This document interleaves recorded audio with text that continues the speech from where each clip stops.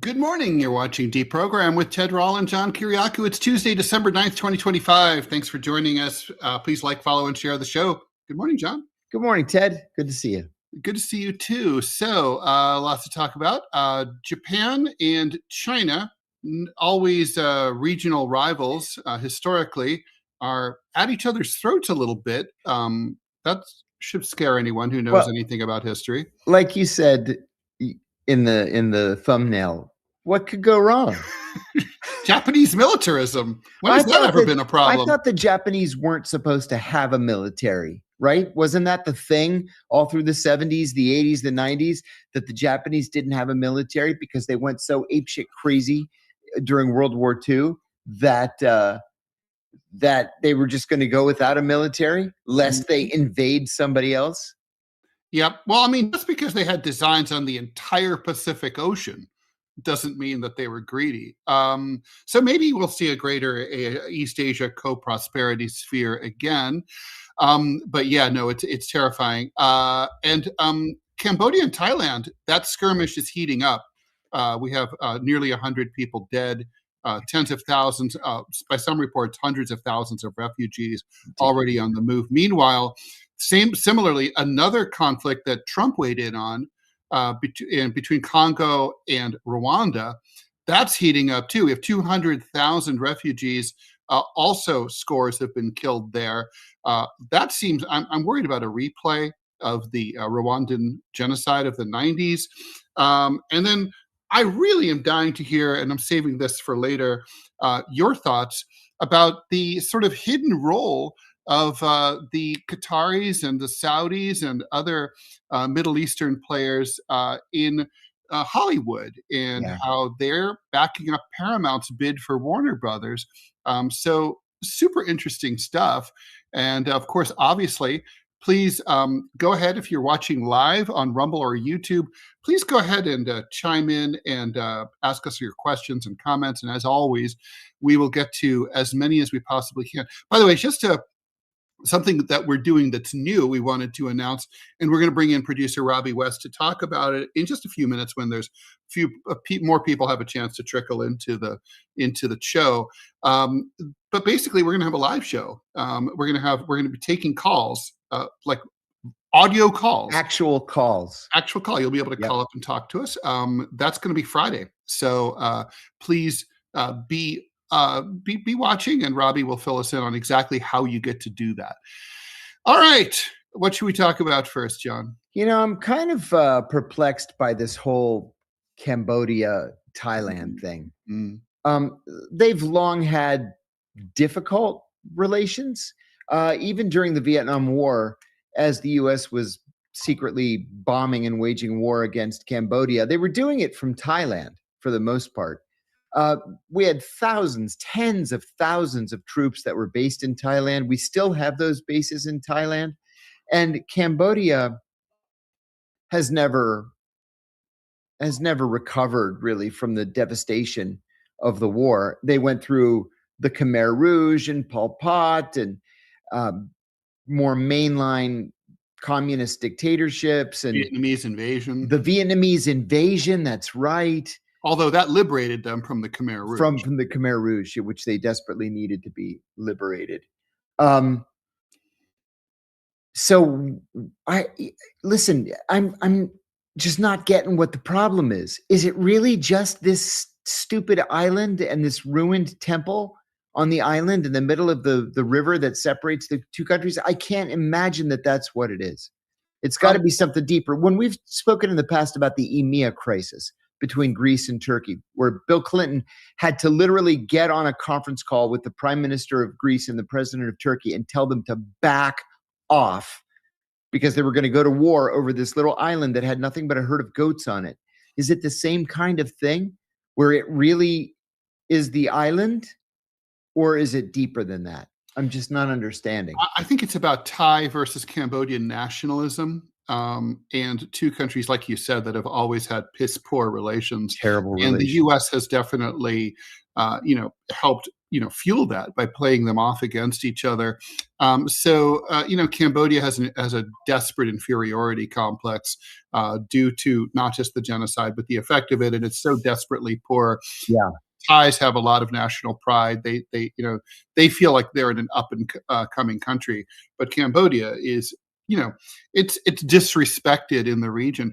But I think, my take on this, John, is that it's one of those things where it's about the stupid ruined monastery. Yeah.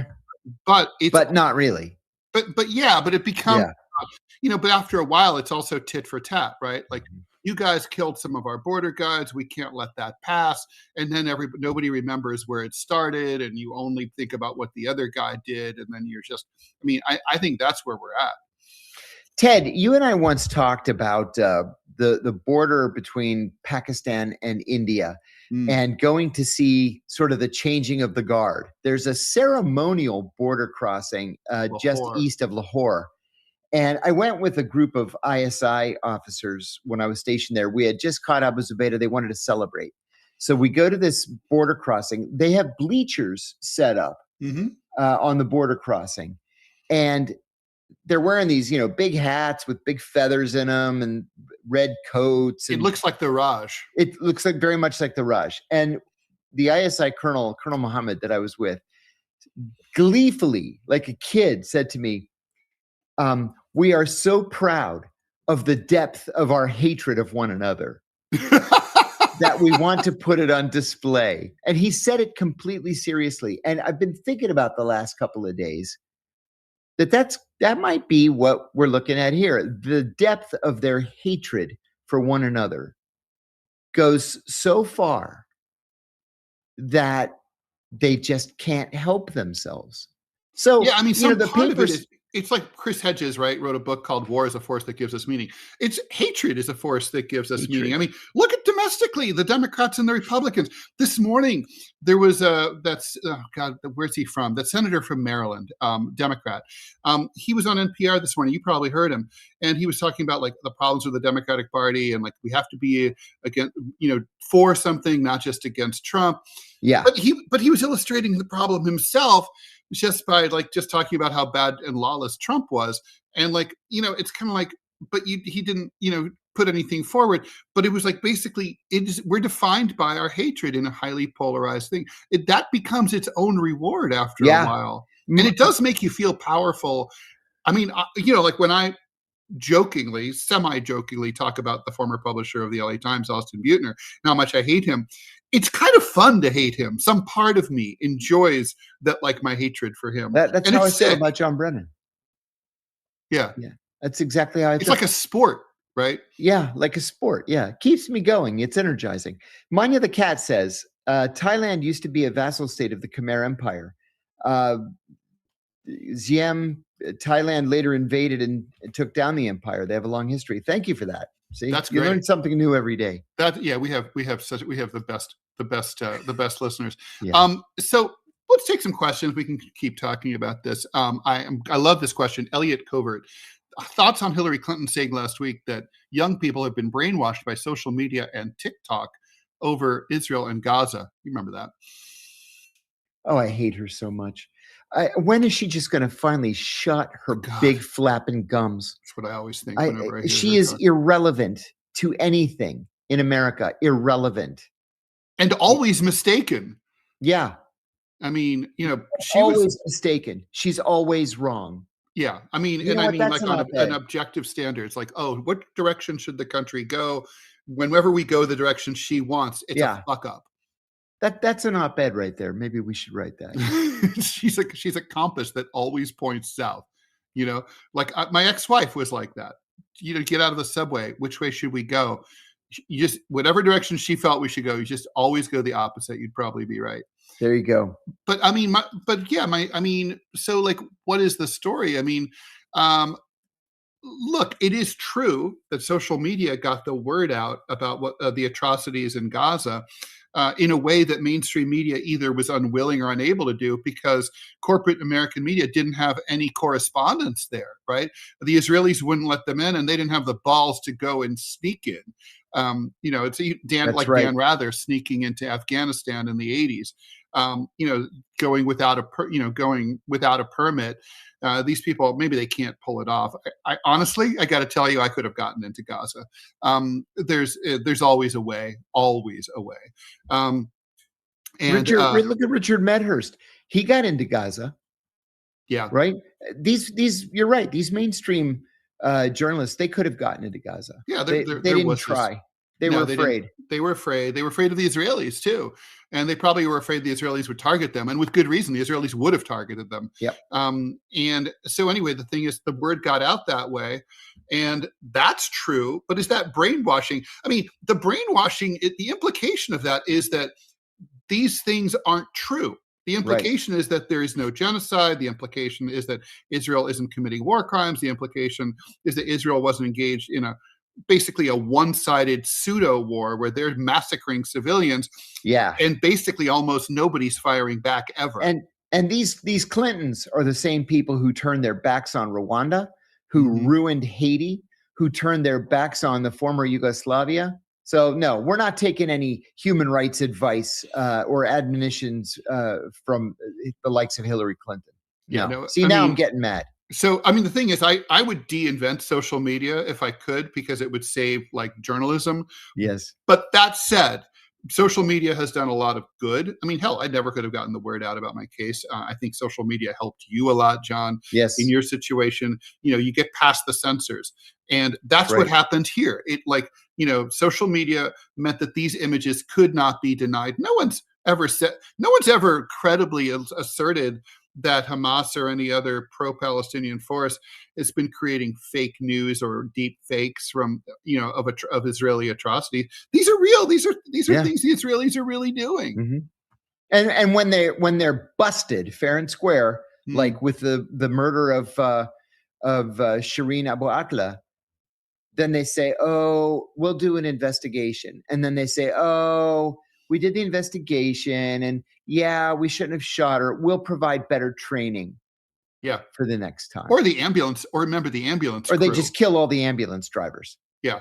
And then bury their bodies and say, "Oh, we don't know what happened to those ambulance drivers." And then it's like, "Oh, God damn it! Like we forgot the guy had his phone running while we were killing him, and he was on the phone with his him. dad." That's right. Like, oh God, horrible.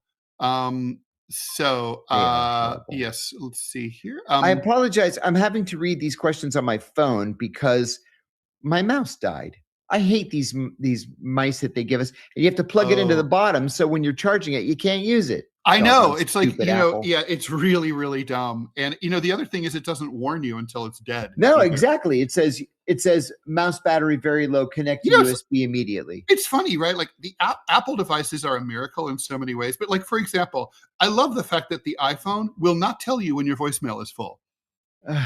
You just literally, people call you like it's 1996 and they say, "John, your voicemail's full," and you go, "Oh, I better go empty those out." It's ridiculous. I only save the death threats. Well, I'm serious. I have a file for those. You know what? Not to get too far off topic. I apologize. I get death threats every once in a while, and they're usually just idiots. But I got one. The guy called me at like 3:30 in the morning, 3:25 a.m. And I don't have my ringer on, so I just got it in the morning. But it was a very specific death threat. And he sounded drunk. So I have a Been Verified subscription. I go on Been Verified. This freaking idiot used his own cell phone. Oh, God. Right? Didn't try to mask. So I texted him. And I said, if he ever calls me again, I'm going to rip off his head. I'm going to piss down his neck. And then I'm going to shove his head up his ass. And I said, and I'm going to do it at, 321 Maple Drive. I put his home address, which I found on. He apologized profusely. And I said, do it one more time. And I'm going straight to the FBI. I'm so sorry. I was drunk. I was watching your videos. I'm so sorry. Like, yeah, fucking idiot. Yeah, you're really brave when you're calling someone that you don't even know and threatening them. Exactly. I mean, people don't realize that like it's a real person here on the other side of their screen or on the other side of their computer device. Yes. Like, people with just like them. and like Just you like might have them. an opinion. We might have opinions that they disagree with or vehemently, but that doesn't give you the right to do that. I mean, it's heinous, and it is a form of terrorism. It is. Um, It is. um, I'm not going to play games with these people. okay, so Marie, I'm with you on that. Marie Lore, why would Japanese militarism be more concerning than Germany's? Well, That's a good it's a very question. valid question, John. I can go after you.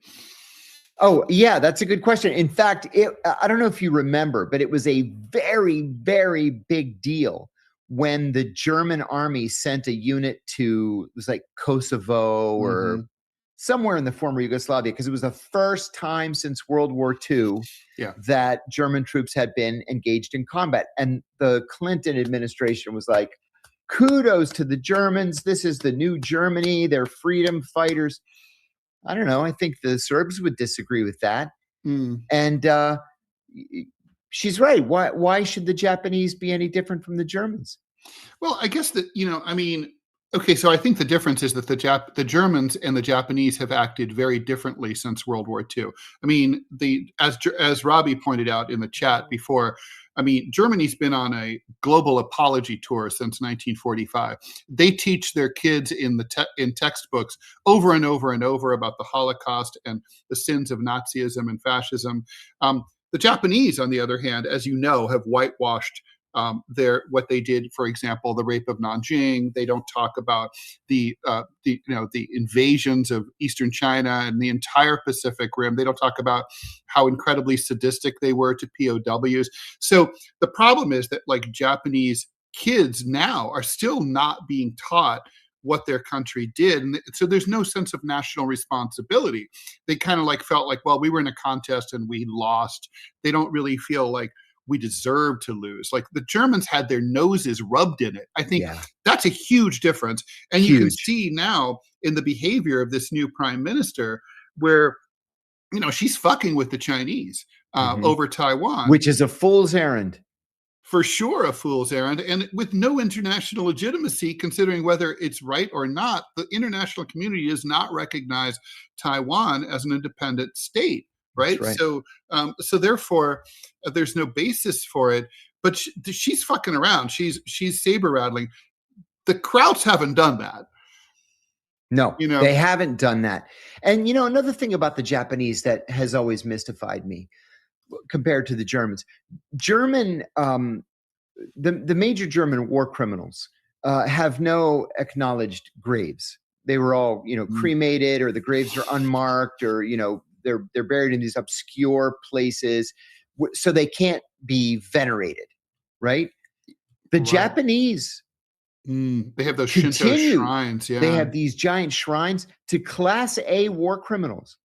Yeah, the most heinous of Japan's war criminals, and people go and venerate their graves and place flowers and food and all kinds of stuff. And Japan, to my knowledge, has never banned expressions of Japanese national, imperialism. No way. The swastika is banned in Germany. Yes, it is. Holocaust denialism is illegal, punishable by a prison term. They've done everything they could to completely erase that legacy and to condemn it. I just think the Germans, look, I'm Catholic. I grew up Catholic. It's like, I believe in penance. The Germans have paid penance. The Japanese have not. I think that's the difference. Yeah, I think you're right. That's right. John, this is from Nicholas Francos. A lot of people distrust the CIA nowadays. Do you think this has an impact on recruitment? No, I don't. There are 2,500 applicants for every one opening. It's pretty incredible.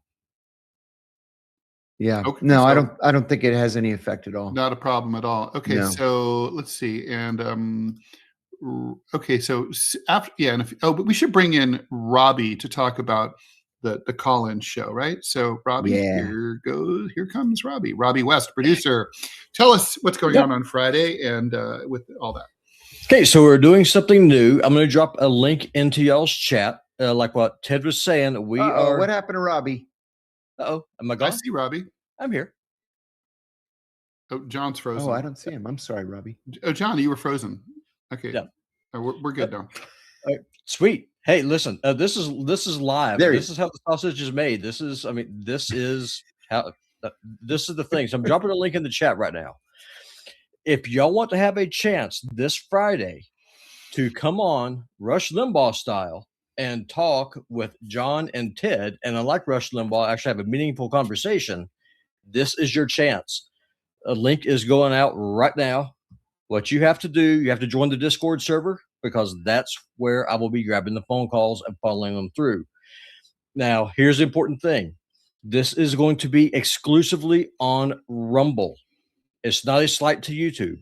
It's because I cannot control what comes out of your mouth. So if someone comes on and if they something that's that YouTube's community guidelines finds offensive, it would nuke the channel on YouTube, which would not be ideal. So that's why this will be on Rumble. So as we're not shooting porn, Rumble doesn't care what we do, and they damn sure don't care what we say. So come on in, talk, be respectful, be pithy. We're going to try to go through as many people as possible.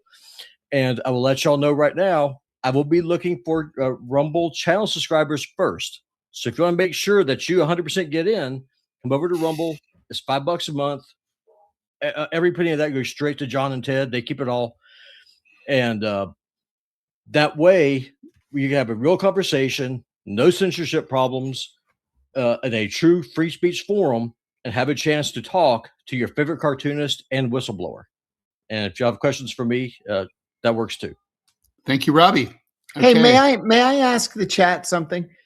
So, are these Logitech wireless mice or mouses? Are they compatible with Apple? I think mice are mutually are and keyboards are compatible They are? to both. Great, thank you iOS for that. and- Because yeah, I'm I going to think- buy one.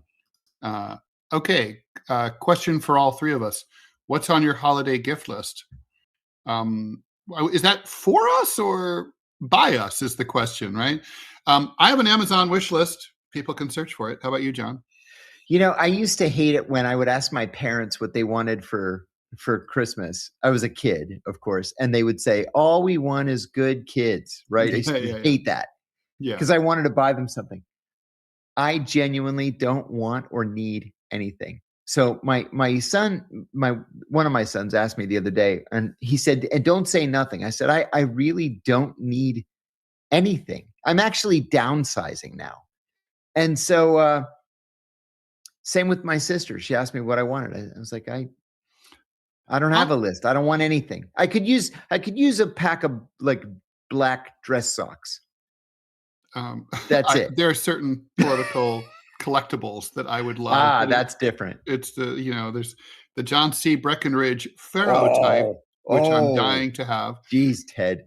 Yeah, very deep cut there. I got to say, my real wish, John, and I think you probably share this, is to make this show financially viable. Agreed. Going into the coming year, we're not there, and it's not making enough money. I mean, it's like to support us, but we got to. We're kind of like right now, sort of a little bit plateaued, and we need to take it to the next level. So I'm really hoping either we get a sponsor or more subscribers or whatever. But that was always my goal, honestly. As a cartoonist, just to be able to pay my bills drawing cartoons. Yes. Now I have that. Obviously that's never going to happen drawing cartoons, but because journalism is dead. But in terms of doing this, that's my goal. Some questions. MW Knox 186. Did either of us watch anything from the Doha Forum? Trita Parsi had an interesting panel. I did not. I did actually. I watched Trita Parsi.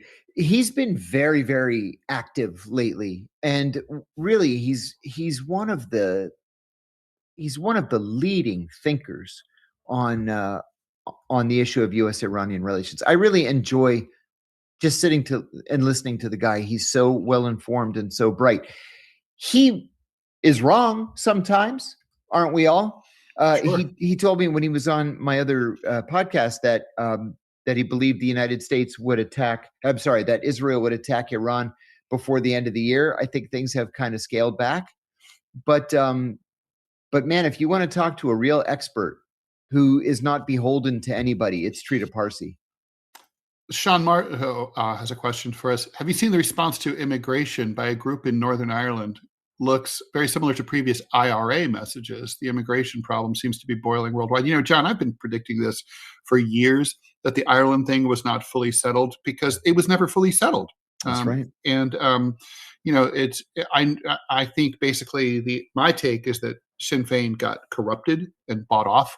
And whether officially or legally corrupted or not, but corrupted from a sense of an independent struggle. I don't know. It's one of those things to watch. I hope it doesn't start up again, but I think there could be a new IRA type movement. There could be. I think that's exactly right.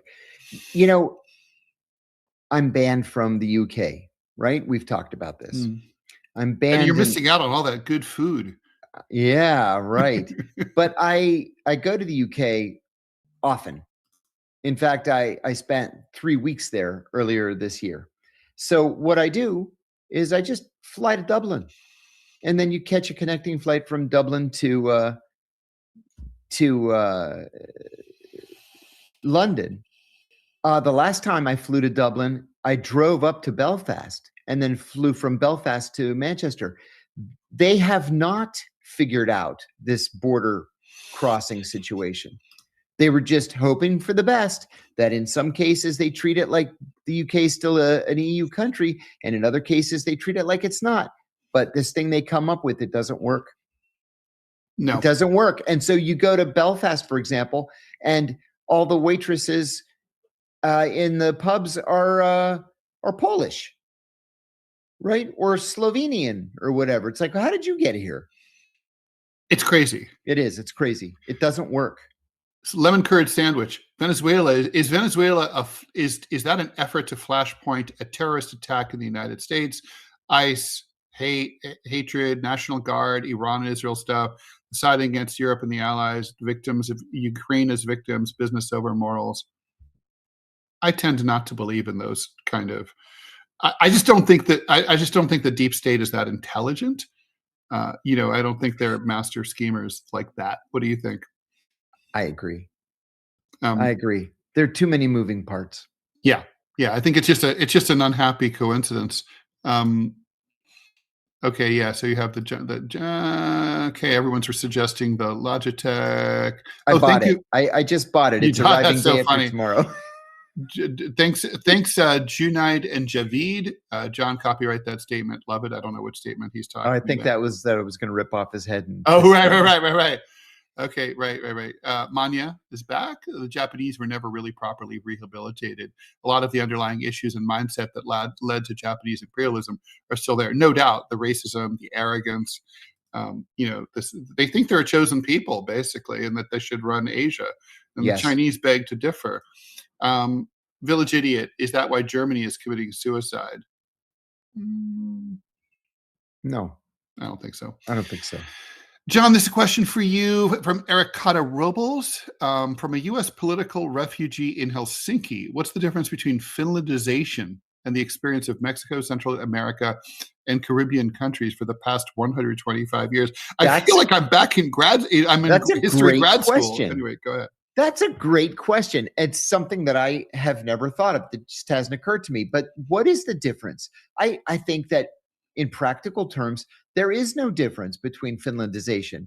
You want to explain what that is? Finlandization was this agreement that Finland had with the Soviet Union, that it would maintain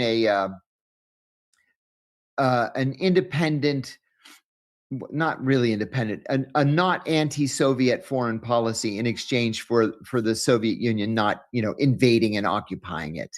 Right. And so at the United Nations, the West could never count on Finland because they essentially had to do what the Soviets told them to do in international affairs. Mm-hmm. Well, yeah, I mean, just this wasn't it just yesterday that some Trump administration official openly said that they now revived the Monroe Doctrine, which basically was, President Monroe saying the U.S. dominates. Basically, nothing happens in the Western Hemisphere, North, Central, or South America, without us being okay with it. And that was abandoned, although school kids aren't really taught that it was abandoned, but right. It was abandoned. For all intents and purposes. And now Trump is saying, well, actually, that's back. Right. Yeah. Yeah. I don't know if I want. I mean, I don't want it back. I have to say, I kind of believe in, if I were the president, I believe in sort of a NAFTA type, doctrine. Like if Canada, Mexico, that's like, you guys have to be our friends. It's Finlandization. You're not allowed to not be our friends. But, can I be concerned about what happens in Chile? I don't want to be that worried about it. It's so far away. Yeah. It's further away than Europe. I agree. I mean, people, it always blows my mind that you can fly from New York City to Buenos Aires and it takes 12 hours, but you're still pretty much in the same time zone. Time zone. It's 1 hour difference. Well, and look at it this way. If the Chinese build an oil refinery in the Caribbean, which they're doing, is that an act of war against the United States? How can we legitimately invoke the Monroe Doctrine when there's not been an act of war? It's just the Chinese announced that they're going to build an oil refinery. Yeah. Well, I mean, everything's an act of war, John. Drug trafficking is an act of war. Illegal immigration is an act of war. Everyone's invading. Everyone's attacking. Yep. Pretty soon when someone posts, an annoying, X post about you, that'll be an act of war. Yeah. Everything's an act of war. Manya the cat. The Chinese are kind of similar to the Japanese, and the world will find out soon. Their doctrine for thousands of years was Han people are civilized, everyone else are savages. Okay, I beg to differ, having spent a lot of time in both countries. They're different. And like you can tell, for example, Japan is such a homogenous society. Oh, yeah. They don't like anybody from the outside. And they're not exposed to them. And they don't, but like, you look at, for example, the Chinese currency, and it has writing in numerous languages and different alphabets, right? Because China is an empire and they have these, they're incredibly diverse, ethnically and culturally and linguistically. And they acknowledge it in their, yes, the Han are the dominant ethnic group in China, but they know there's others, and they, it's like, I knew a guy, he was Han, he was married to a Uyghur. That couldn't happen in Japan. That's right. It could not happen, period. So, all right, so we should talk about Congo. But, before we talk about Congo, can I just add, did you happen to see the push notification last night that Looney Tunes Democratic Congresswoman from Texas, what's her name? She's running for the Senate now. The one that didn't know that Jeffrey Epstein was dead in the hearings the other day, Crockett. Yeah, Jasmine Crockett. Jasmine Crockett. Yeah. She's running for the Senate. She's the MTG of the Democratic Party. Mm-hmm. Yeah. She announced yesterday that she's going to run for the US Senate, which just shakes up the entire race.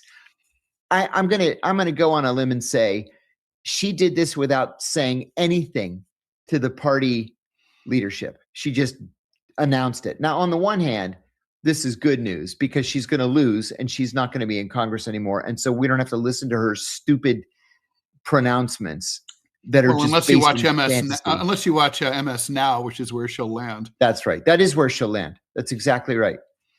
And at the same time, the Democrats had kind of this, their go-to guy, this former football player and former representative, Colin Allred. He's the guy. And this year it's going to be tough because it looks like the incumbent Republican senator is going to lose. And so maybe the Democrats actually have a chance. Now she's going to force the Democrats to spend money in the primary, thus falling behind in the general. I just don't understand what her point is. Over the years, I've seen some really stupid members of Congress. There's kind of a famous clip from 20 years ago when a Democratic congressman from, I think it was Atlanta, was questioning the chairman of the Joint Chiefs of Staff about Guam. Do you remember this, Ted? He was asking about this is the best thing in the world. And he was asking how we could send so many troops to Guam with all those pieces of equipment and heavy tanks. Isn't it going to make Guam sink? Or tip over. Tip over is what it was. And the general's like, no. I thought, yeah, when I first watched the clip, I'm like, the dude's joking. Oh, he wasn't joking. No. No, he wasn't. He was afraid the island would tip over because we put too many people on it. I mean, that's Jasmine Crockett at the same time. That's the kind of person true. she is. She's an idiot. Dumb. Just plain dumb. Yeah. I mean, I really wish there was some like 25th Amendment kind of way to remove people like that. Forget about the politics, just on the grounds of you be dumb. Yeah. I mean, this person, yeah. Yeah. Just no, I totally agree. No way she checked in with Schumer, right? No way. Not a chance. Not a chance. Schumer would have told her absolutely not. Well, yeah, no question. Hey, so we have a little bit of breaking news. A federal judge says that the DOJ can publicly release investigative materials from the case against Ghislaine Maxwell. The judge ruled after the DOJ asked 2 judges to unseal grand jury transcripts and exhibits. So, there's going to be some more info coming out. Good. Okay. We'll see what happens. Meanwhile, the Catholic Church is asking people to dig deep into their pockets to pay $300 million to settle the pedophile priest out. I mean, I got to say, if you're a Catholic and that collection tray comes around, and I've been in church since this started, this thing, broke. And it's like you see that thing come around and you're just like, I know where this money is going. It's just going to pay these settlements for these perverts. Like, I'm not paying for that. I mean, they deserve money, but just not from me.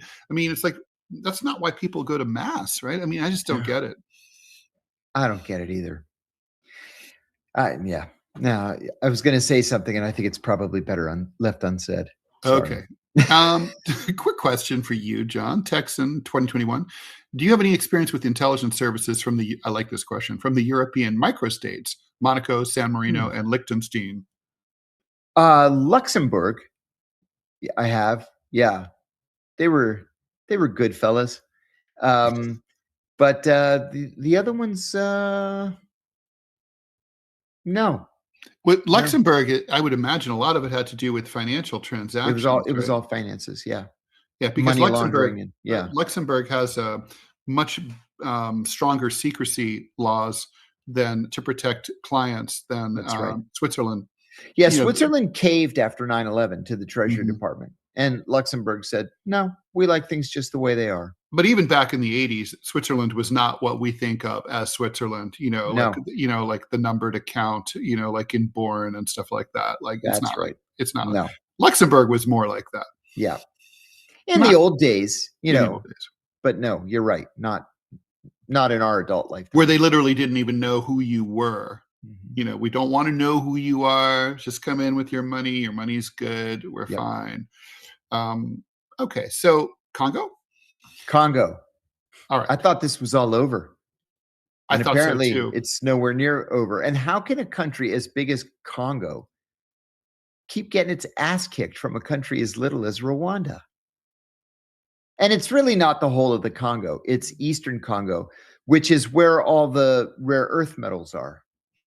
That's what makes this all so important. Yeah, Congo. The thing is, though, but Congo is vast, right? If memory serves, because of the Mercator projection, when you look at the map, it doesn't look as big as it. But I think it's like the entire United States east of the Mississippi River. And and then the effect of it being the fact that the roads aren't great, to say the least, makes it like the distances are bigger effectively, right? Yes. Because to get around. So we're just talking about a vast, very wealthy, very fucked up historically territory, still reeling from the Belgian experience. So Rwanda's M23 rebels are about to capture what they call a strategic lakeside town. I always like that idea that some towns are strategic and some are not, but I kind of understand it. Yeah. I would say symbolic, maybe more importantly, but sometimes, but certainly, if you control the side of a lake, you can imagine the reason how that could be useful for resupplying and stuff. Trump, to his credit, has been attempting to put out these brush fires in places like Cambodia and now Congo. But obviously, even a really talented deal maker or diplomat is going to have trouble with all this. At a certain point, is he going to be do you think he's just going to say, well, I tried with these guys and, I knocked their heads together and they can't make peace. They won't Fuck get 'em. with the program. Yes. Remember, Donald Trump is not a detail guy. Right. He's the big picture guy. That's why we, again, have Jared Kushner running all over the Middle East and Russia and Ukraine. But yeah, I think Trump gets easily frustrated. And if these two countries want to continue fighting, I think he's willing to just walk away and let them continue fighting. However, the rare earths are so important to big tech companies. So from a business perspective, he's got to be thinking, every chance I have to get access to those rare earths, we've seen this in Ukraine, is something that he wants to do. Yeah. Yeah, I remember reading once that we got almost all of our chromium from Congo. And chromium's not just, for, chrome bumpers, which don't exist anymore. It's for cell phones and missile guidance systems and all kinds of sophisticated things. So, And by the way, 200,000 people. That's just incredible. Yeah, that's a massive movement of people. And they must be absolutely terrified because these are not, these are people who live in a dangerous neighborhood, and they're not going to just hit the road every time some asshole with an AK-47 rides through town on a technical, right? That's right. These are, so it must be very, very ugly there. I mean, John, where the fuck is the UN in all this? Exactly. Right? Isn't that their job? That's right. The UN should have peacekeeping forces there to keep the two sides apart. And there should be a UN negotiator there to negotiate this peace that we can't seem to negotiate. Do they just not do that anymore? Who knows? Losers. I wonder if the rules are that both sides have to ask for it. I don't know. I'm just making that up. I don't know if that's the case, but maybe it is. I don't think it is. Well, I guess there weren't. I guess maybe like in Rwanda, though, the government didn't ask for UN peacekeepers, but they came anyway. Yeah, they did. We're number 10 on Rumble. Hey, great. So that's good. Question for me in Tibet. Well, I'll make this short. I've never been to Tibet. I've been to China. I've never been to Tibet, which is, I know, in China. Were the signs in Tibetan and Han both? Did the people say Tashi Dalek to you? So China doesn't, I will say, I imagine the signs are probably both, because in Xinjiang, the signs are both in Uyghur and in Han Chinese, and sometimes in English too. So I don't know. Someone has been, but yeah. John, from John Smith 161, how did the CIA feel when the DGSE, you should say what that is, committed a terrorist attack and sank the Rainbow Warrior in New Zealand? I remember that. I remember that. They didn't care. That's the French. The DGSE is the French intelligence service. There's this odd view. I have to be very careful what I say here.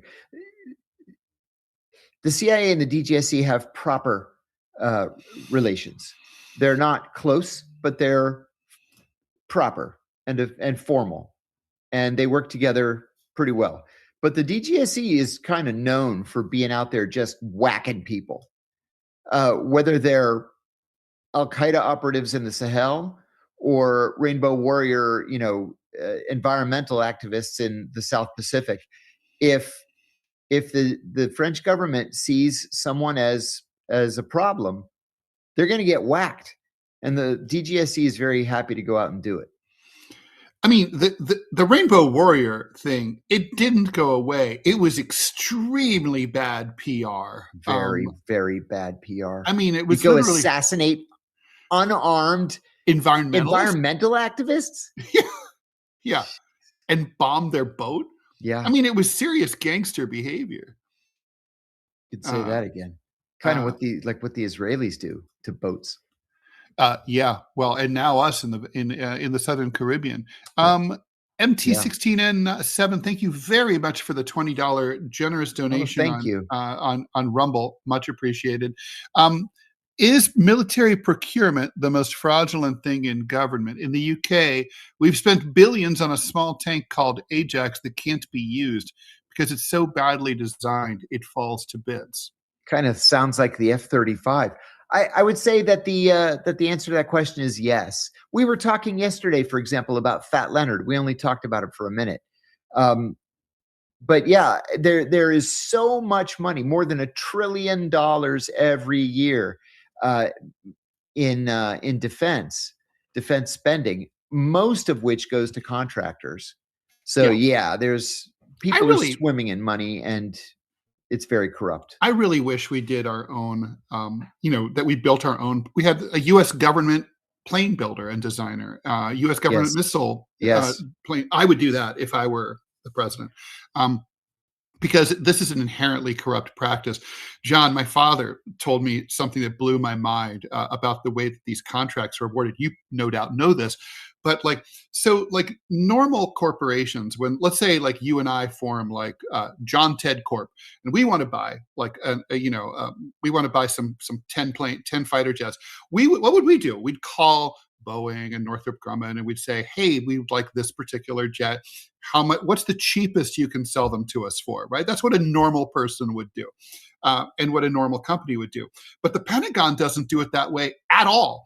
They call up Boeing and they're like, we'd like to give you a $200 million contract. What can you build for us? And they're like, would you like maybe a car or a small car? I mean, literally, just the inherent nature of that is, if someone told me, Ted, we're going to hire you for $100,000 a year to produce cartoons. How many cartoons can you do? I'd be like, one. It's like black and white. Simple, one panel. Because I'm going to do as little as possible to get as much of that money as possible. It's just it's the structure is inherently corrupt. That's how you get the $800 toilet seat. That's right. That's exactly how it happens. In the meantime, everybody makes $1 million a year or gets $1 million bonus and buys a giant mansion out in Great Falls. It's insane. It makes no sense at all. It's just and so obviously it's, I could go on. Okay, so John, should we move over to, what do we think about this Congo situation? It's just going to be like, sucks to be you in Southern Africa. Oh, well. I think so. I hate to say that, but yeah, I think that a whole lot of people are going to lose their lives unnecessarily. Yeah. Yeah, I'm not optimistic. And obviously, I don't think either country can fight this to a victory, right? Agreed. Neither country's invading and taking over the other one. Agreed. Congo's bigger, Rwanda's richer, or better organized. Better organized. To put it. Right. Okay, so I'm dying to talk about this. So, Warner Brothers is in play. Their Netflix. Pretty much had a deal, had a bid accepted. The number keeps moving around, but somewhere between $72 and $82 billion for Netflix buying Warner Brothers. Then Paramount Skydance stepped in with an over $100 billion hostile takeover bid that I think is going to be hard for major shareholders to ignore. That is a lot more money. But now it's coming out that the investors behind who are putting up the cash for Paramount include the Public Investment Fund, that's the Sovereign Wealth Fund of Saudi Arabia, the Qatar Investment Authority, and a new Abu Dhabi also sovereign wealth fund called the I hope I'm pronouncing this right, the Limad Holding Corp company.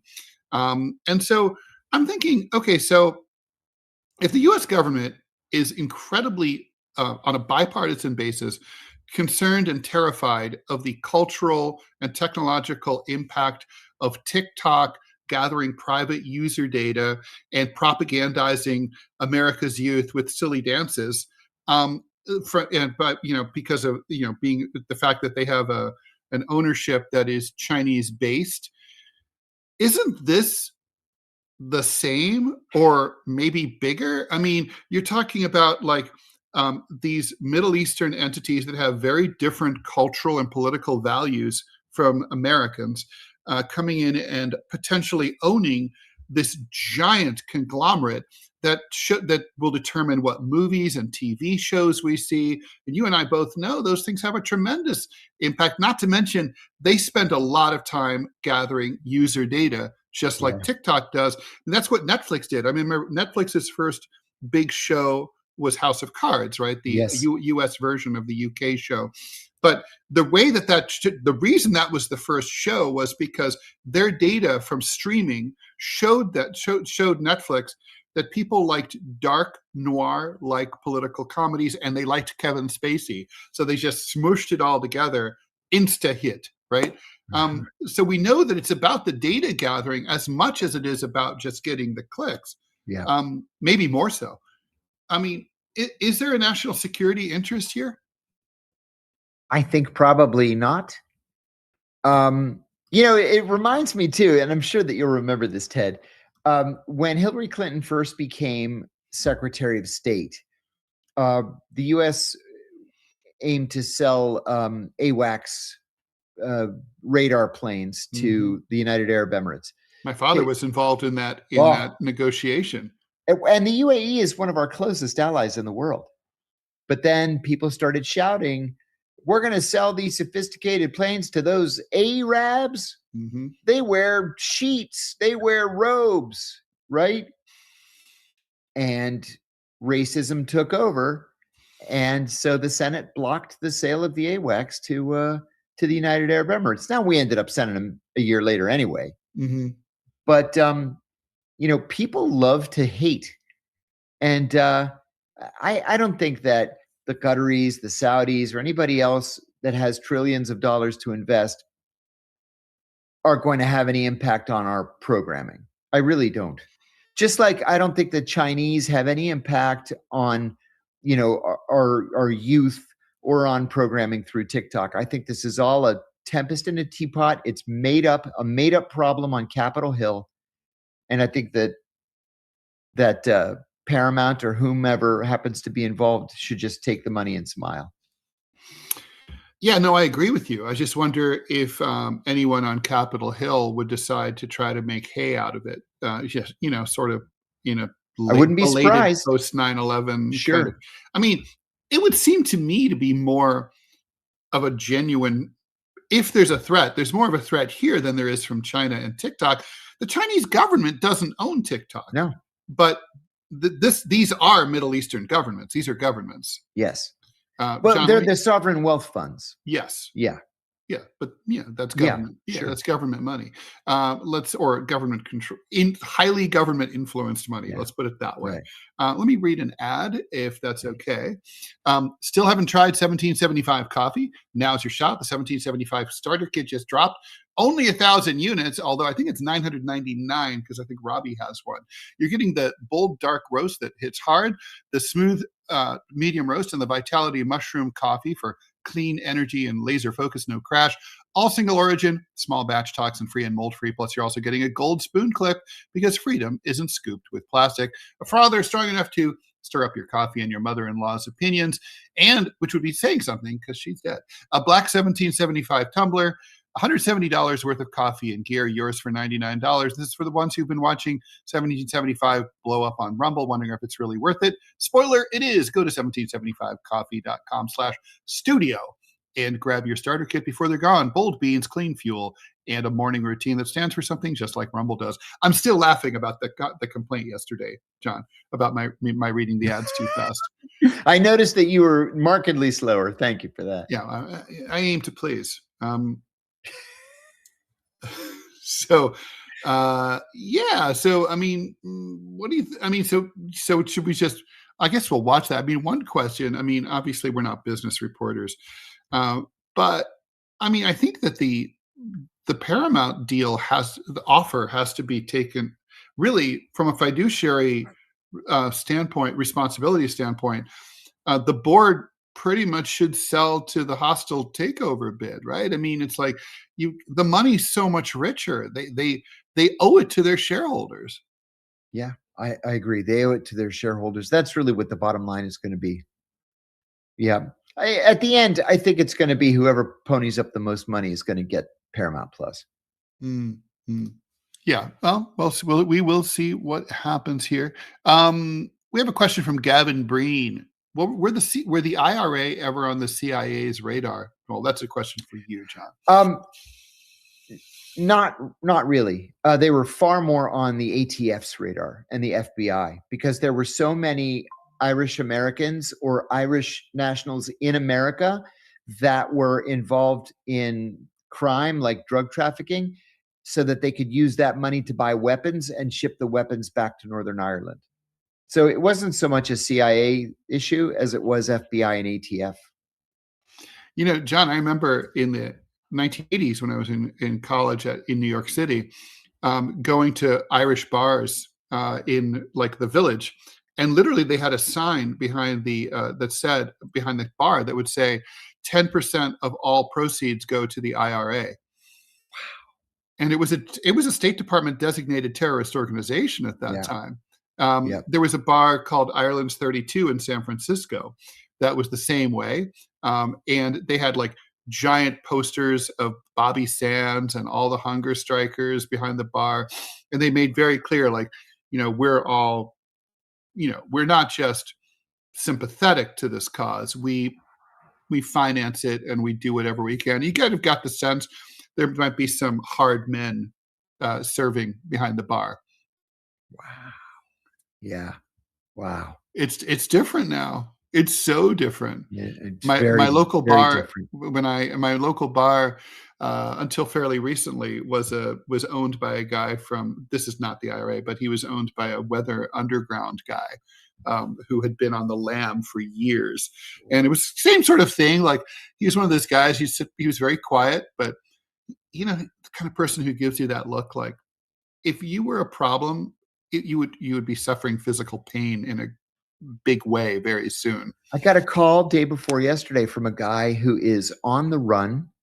He's a former Navy enlisted man, and he was charged with multiple felonies for threatening his commanding officer and threatening the commanding officer's wife, like very specific threats. Who he was going to kill, what he was going to do to them before he killed them, that kind of thing.